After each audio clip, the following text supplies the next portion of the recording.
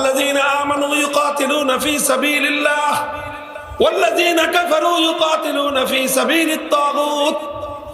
যারা বলে যে আমরা ঈমানদার, তারা লড়াই করে আল্লাহর পথে, আর যারা কাফের তারা লড়াই করে শয়তানের পথে। সুতরাং এই পৃথিবীর দল হলো দুটো, একটা দল হলো হিজবুল্লাহ, আল্লাহর অনুসারীদের দল, আল্লাহর উপর আস্থাশীল ঈমানদারদের দল, আর একটা দল হলো শয়তানের দল, হিজবুশ শাইতান, আর একটা হলো শয়তানের দোসরদের দল। মধ্যখানে কেউ নাই, মধ্যখানে কেউ নাই। তবে কিছু মানুষ আছে উপর দিয়ে আল্লাহর দল, ভিতর দিয়ে শয়তানের দল। এদেরকে কি বলে? এদেরকে বলা হয় মুনাফিক। এরা আসলে আল্লাহর দলের না আসলে শয়তানের দলের? শয়তানের দলের। আল্লাহ আমাদের সকলকে আল্লাহর দলভুক্ত হওয়ার তৌফিক দান করেন। তো এই জন্য আপনি আমি যখনই আল্লাহকে রব বলে ঘোষণা করব, আল্লাহকে রব বলে বিশ্বাস করব, আল্লাহকে রব বলে মেনে নিব, তখনই আমাদেরকে সংঘাতের মুখোমুখি হওয়া লাগতে পারে, আমাদেরকে সংঘাত এবং পরীক্ষার মুখোমুখি হওয়া লাগতে পারে, আমাদেরকে বাধার সম্মুখীন হওয়া লাগতে পারে, প্রতিকূলতার সম্মুখীন হওয়া লাগতে পারে, ঝড় ঝাপটা আমাদের জীবনে আসতে পারে। এটা জেনে শুনি আল্লাহ বলতেছেন সুম্মাস্তাকামু, অতঃপর তারা দৃঢ় এবং অটল থাকবে। ওই যে বৈশিষ্ট্য বলেছিলাম, মৃত্যুর আগে ফেরেশতাদের রিসিপশন চান। কে কে চান? আল্লাহ কবুল করেন সবাইকে। মৃত্যুর আগে ফেরেশতারা এসে আপনাকে রিসিপশন জানাক, ফেরেশতারা এসে আপনাকে ইস্তেকবাল জানাক, ফেরেশতারা এসে আপনাকে জান্নাতের সুসংবাদ দিয়ে আপনাকে জান্নাতের মেহমান বানায় নিয়ে যাক। এটা যদি আমি আর আপনি চাই, দুটো বৈশিষ্ট্য হাসিল করতে হবে। প্রথম বৈশিষ্ট্য হলো রব হিসেবে ঘোষণা করতে হবে কাকে? আর আল্লাহকে যখন আপনি রব হিসেবে ঘোষণা করবেন, জেনে বুঝে করবেন, সত্যিকার অর্থে করবেন, তখন আপনার জীবনে বিপদ আসবেই, আপনার জীবনে ঝড় ঝাপটা আসবেই, আপনার জীবনে প্রতিকূলতা আসবেই, আপনার জীবনে নানা ধরনের বাধা বিপত্তি আসবেই। এজন্য আল্লাহ দ্বিতীয় বৈশিষ্ট্যের কথা বলতেছেন সুম্মাস্তাকামু। আল্লাহকে রব বলেই দায়িত্ব ক্ষান্ত করবে না, বরং জীবনের শেষ মুহূর্ত পর্যন্ত এই কথা বলেছি তো বলেছি, এর উপরেই দৃঢ় এবং অটল থাকবে। কোরআনে পাকের শব্দ হলো ইস্তেকামাত। কি শব্দ সবাই বলেন? ইস্তেকামাত। কি শব্দ? ইস্তেকামাত শব্দ দুই চারটা কোরআনের শব্দ মুখস্থ করেন। শব্দ তো দুনিয়াতে আমরা বাঙালি হয়ে ইংলিশ শব্দ কম ব্যবহার করি না, কিন্তু কোরআনের পরিভাষা বলতে গেলে, কোরআনের দুই চারটা শব্দ বলতে গেলে আজ আমাদের জাতীয় শিক্ষা ব্যবস্থার এই করুণ দশা হয়েছে। একজন মানুষ সর্বোচ্চ শিক্ষা অর্জন করার পরেও কোরআনের দুই চারটা শব্দ সঠিকভাবে উচ্চারণ করা শিখতে পারে না। এই অভিশপ্ত শিক্ষা ব্যবস্থা থেকে জাতিকে মুক্ত করতে হবে।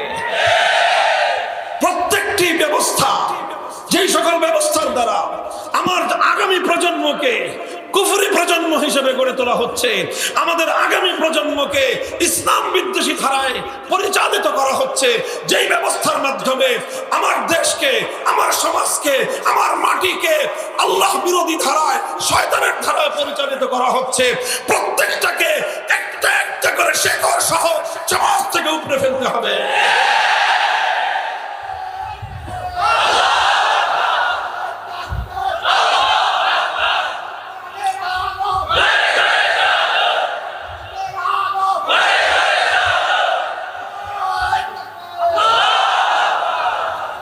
আমার আলোচ্য বিষয় হলো এই জায়গাটাতে সুম্মাস্তাকামু।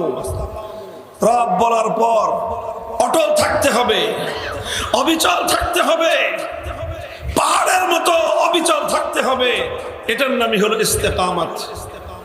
হযরতে সুফিয়ান সাউরি রাহমাতুল্লাহি আলাইহি অনেক বড় উঁচু মর্যাদা সম্পন্ন একজন তাবেঈ, তিনি বলেছেন আল ইস্তিকামাতু ফিদ দুনিয়া কাল মুরুরি আলাস সিরাতি ফিল আখিরাহ। পৃথিবীতে দ্বীনের উপর, ইসলামের উপর, আল্লাহর রুবুবিয়তের ঘোষণার উপর অটল থাকা, ইস্তিকামাতের সাথে থাকা, এটা যারা করতে পারবে কাল মুরুরি আলাস সিরাতি ফিল আখিরাহ, তারাই কেবলমাত্র আখিরাতে পুলসিরাত পার হতে পারবে। দুনিয়াতে ইস্তেকামত আর আখিরাতে পুলসিরাত পার হওয়া, এই দুটো একটা আরেকটার সমান। একটার সঙ্গে আরেকটার গভীর সম্পর্ক। যারা চায় আখিরাতে পুলসিরাত পার হতে, তারা যেন দুনিয়াতে ইস্তেকামতের সাথে দ্বীনের উপর থাকে। সহজ বিষয় নয়, সহজ বিষয় নয়। পুলসিরাত পার না হয়ে ফাঁকিবাজি করে কোনোভাবে জান্নাতে চলে যাবেন, এরকম কোন চিন্তা ভাবনা কারো আছে? একদিকে হাসরের মাঠ, উল্টা দিকে খোদার জান্নাত বেহেশত, মধ্যখানে জাহান্নাম। বুঝেন নাই? পদ্মার এই পার আর পদ্মার ওই পার, অবস্থা এরকম। আপনার এই পার থেকে ওই পারে যেতে হলে যেখান দিয়েই যান, হয় পদ্মা না হয় যমুনা, আপনাকে পার হতেই হবে। বাংলাদেশের টোটাল ওই মাথা থেকে এই মাথা পর্যন্ত বাংলাদেশটা দুই ভাগে বিভক্ত নদীর মাধ্যমে।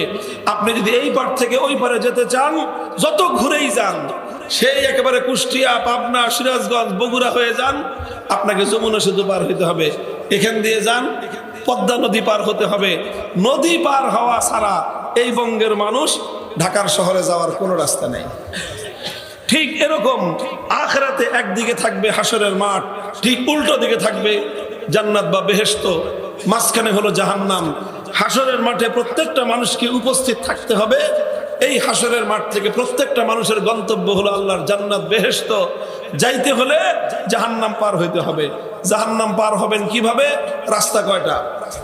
ওয়া ইম মিনকুম ইল্লা ওয়ারিদুহা কানা আলা রাব্বিকা হাতমান মাকদিয়া।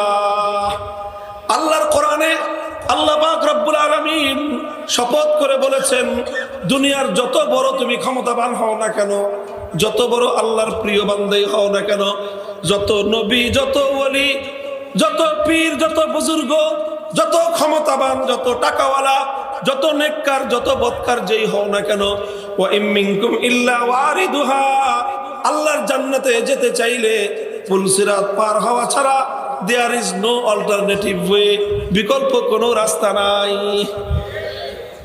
এখন পুলসিরাত পার হতে চান? হ্যাঁ বলেন। পুলসিরাত পার না হয়ে করবেন কি? হাসরের মাঠে তো চিরস্থায়ী থাকা যাবে না। হাসরের মাঠ যখন ক্লোজ হয়ে যাবে, তখন হয় জান্নাত না হয় জাহান্নাম। যদি জান্নাতে যেতে হয় পুলসিরাত পার হইতে হবে, আর না হলে ফেরেশতারা গলা ধাক্কা দিয়ে সব জাহান্নামে নিয়ে নিক্ষেপ করবে। কাজেই পুলসিরাত যদি পার হতে চান, পুলসিরাত যদি পার হয়ে অপর প্রান্তে বেহেশতের মেহমান হতে চান, তাহলে যারা আখিরাতে পুলসিরাত পার হতে চান, দুনিয়াতে তাদের পদ্ধতি হলো ইস্তেকামতের সাথে থাকতে হবে। কিসের সাথে? ইস্তেকামতের সাথে থাকতে হবে। ইস্তেকামত মানে কি? যেরকম কচু পাতার উপর পানি দেখছেন আপনারা? হ্যাঁ, কচু পাতার পানি থাকে না? বৃষ্টি পড়লে অথবা শিশির জমলে সেই শিশিরগুলো কচু পাতার উপরে পড়লে কচু পাতার ডগার ঠিক মাঝখানে সেই পানিগুলো খুব সুন্দর দেখা যায়, চমৎকার দেখা যায়, একেবারে মুক্তার মতো টলটল করতে থাকে। দেখতে পৃথিবীতে এমন নয়নাভিরাম সুন্দর খুব দৃশ্য খুব কমই হয়। কচু পাতার পানি দেখতে খুব সুন্দর, কিন্তু এই পানির স্থায়িত্ব খুব বেশি।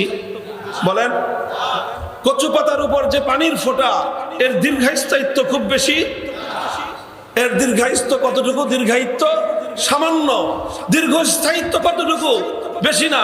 সামান্য একটু বাতাসের ঝাপটা আসলেই, সামান্য একটু নাড়া লাগলেই, একজন মানুষ পথ চলতে গিয়ে হাতে বা তার পায়ে যদি একটু আঘাত লাগে, কচু পাতার পানির উপর, পানির কচু পাতার উপর রাখা পানি, নয়নাভিরাম এই দৃশ্য, এই পানি আর পানি থাকে না, এই পানি আর কচু পাতার উপরে থাকে না, মুহূর্তের মধ্যে সেটা পতিত হয়ে যায়।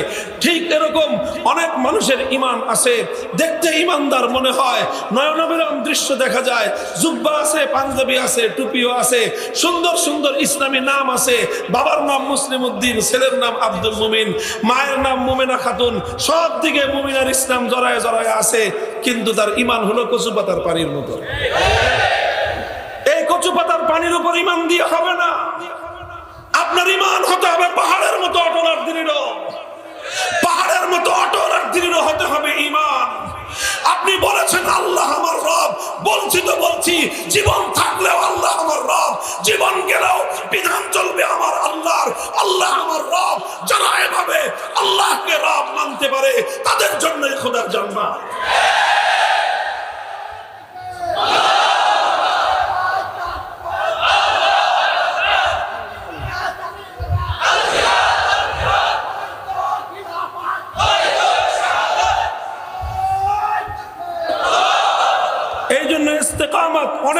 জিনিস। শাইখুল ইসলাম ইবনে তাইমিয়া রাহমাতুল্লাহ আলাইহি বলেছেন, আল ইস্তিকামাতু আফজালুল কারামা। আপনারা তো পীর বাড়ির আশপাশের লোকজনই বেশি, এই জন্য তো পীর বুজুর্গ চিনেন। আর কারামাত, কত রকম কারামতি আছে। আলহামদুলিল্লাহ, আমাদের পূর্বপুরুষদের গল্প শুনতে শুনতে আমরা বড় হয়েছি। আল্লাহ পাক তাদের অনেককে অনেক বড় উঁচা মাকাম দান করেছিলেন। বুজুর্গের দিক থেকে অনেক উচ্চ স্তরের তারা ছিলেন। অনেকেই আমরা যাদেরকে দেখেছি তাদের মধ্যেও অনেকে ছিলেন এই সমস্ত তাদের কারামাতের দ্বারা এবং কারামাতের কিংবদন্তি গল্পের দ্বারা এলাকার মানুষের কান ভরপুর রয়েছে। অনেক কারামাত আছে, অনেক কারামাত। তবে এই পৃথিবীতে সর্বশ্রেষ্ঠ কারামত হলো, শাইখুল ইসলাম ইবনে তাইমিয়া রাহমাতুল্লাহ আলাইহি বলেন, আফজালুল কারামাতি আল ইস্তিকামাহ। এই দুনিয়াতে সবচেয়ে বড় কারামত হলো ইস্তিকামতের সাথে থাকতে পারা।